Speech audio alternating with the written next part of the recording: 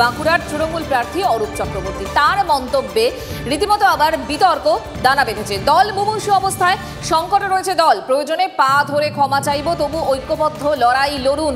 দলীয় কর্মীদের বার্তা দিয়ে বিতর্কে অরূপ চক্রবর্তী। কিন্তু অরূপ চক্রবর্তী এরকম মন্তব্য করলেন কেন, এ নিয়ে আমরা কথা বলবো। তার আগে অরূপ চক্রবর্তীর বক্তব্য শুনুন।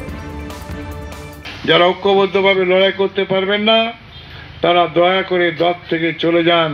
আমি দলের এই মুমূর্ষু অবস্থায়, এই কঠিন অবস্থায় কোনো কর্মীকে বিভাজন হতে দেব না।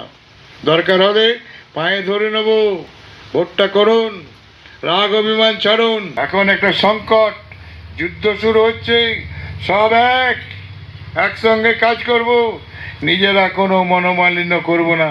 কারণ আমাদের পৈতৃক সম্পত্তির ঝগড়া এখানে নেই। একটা ঘরে 5টা বউ 5টা ভাই থাকলে টুকাটুকি তো হয়, কিন্তু বাপ মারা গেলে সবাইকে তো শ্মশানে যেতে হয়, শ্রাদ্ধের সময় সবাইকে মাথা নাড়াতে হয়। আমরাও একটা পরিবার। তৃণমূলের আসল খবরটা ঝুলি থেকে বেরিয়ে গেল, এরকম অবস্থা। দল মুমূর্ষু অবস্থায় আছে, মানে তৃণমূল দল মুমূর্ষু অবস্থায় আছে। দরকার হলে উনি সব কর্মীদের হাতে পায়ে ধরতে পারেন, এত ভয়ঙ্কর অবস্থা। সবসময় লড়াইয়ে প্রতিপক্ষ একটু জোরদার হলে, মানে দুটো টিম যখন খেলে, দুটো টিমই যখন ভালো খেলে, সেই খেলা দেখতে ভালো লাগে।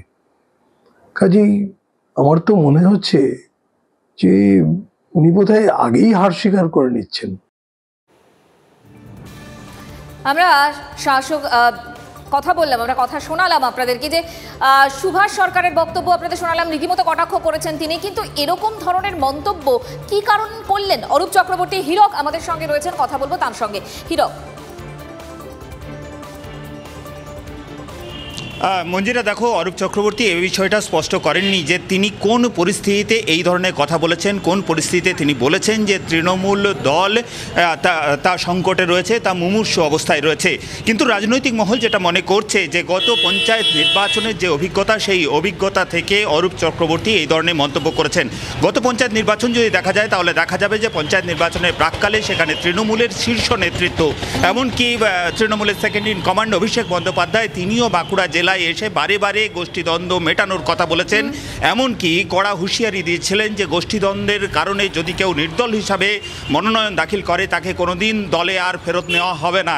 কিন্তু তারপরও সেই গোষ্ঠীদ্বন্দ্ব এড়াতে পারেনি তৃণমূল। বিভিন্ন জায়গায় পঞ্চায়েত নির্বাচনে সেই গোষ্ঠীদ্বন্দ্বে রীতিমতো ভুগতে হয়েছে শাসক দল তৃণমূলকে। এই লোকসভা নির্বাচনেও গোষ্ঠীদ্বন্দ্ব রীতিমতো লোকসভা নির্বাচনের ফলে প্রভাব ফেলতে পারে, এই আশঙ্কা থেকে অরূপ চক্রবর্তী এই ধরনের কথা বলে থাকতে পারেন।